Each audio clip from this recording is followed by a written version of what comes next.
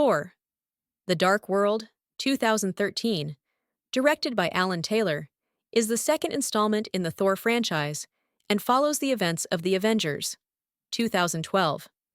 Starring Chris Hemsworth as Thor, Tom Hiddleston as Loki, and Natalie Portman as Jane Foster, the film attempts to expand on the mythology of Asgard while delivering a grand cosmic adventure. However, does it improve upon the original Thor, or does it fall into the dreaded MCU sequel slump? The film revolves around an ancient weapon known as the Ether, a powerful force of destruction that later gets revealed as the Reality Stone. The main antagonist, Malekith, Christopher Eccleston, leader of the Dark Elves, seeks to reclaim the Ether to plunge the universe into darkness. Meanwhile, Jane Foster accidentally becomes the host of the Ether, making her a target for Malekith's forces. Thor must protect Jane while also dealing with the fallout of Loki's actions from the Avengers. He is forced to team up with Loki to stop Malekith, leading to some of the film's most engaging moments.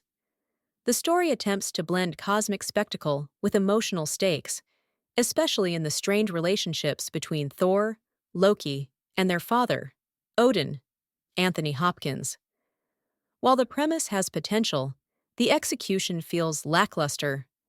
The plot is formulaic, and Malekith's motivations are generic, making him one of the most forgettable MCU villains. The film also suffers from pacing issues, with large stretches of exposition-heavy scenes that slow down the momentum. Unfortunately, Malekith is one of the MCU's weakest villains. Despite Christopher Eccleston's talent, the character is given little depth and barely any memorable dialogue. His plan to plunge the universe into darkness lacks a compelling reason beyond vague revenge, making him more of a plot device than a fully developed antagonist. Chris Hemsworth continues to shine as Thor, displaying his usual charm and physical presence. However, his character arc is less compelling than in the first film, as he doesn't undergo significant growth. Tom Hiddleston's Loki once again steals the show. His unpredictable nature, witty dialogue, and emotional depth add layers to the film, making his scenes the most engaging. His dynamic with Thor provides the best moments, especially in their reluctant alliance. Natalie Portman, as Jane Foster, is more involved in the plot, but her character still lacks real agency, mostly serving as a vessel for the Ether. Her romance with Thor also feels underdeveloped, making their emotional connection less convincing. Kat Dennings, Darcy Lewis, provides comic relief, but her humor is hit or miss, sometimes feeling forced rather than organic.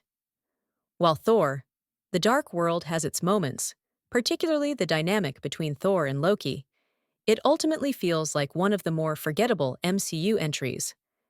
The Asgardian setting remains visually stunning, and the action sequences, such as the battle on Svartalfheim and the final fight across multiple realms, are well executed.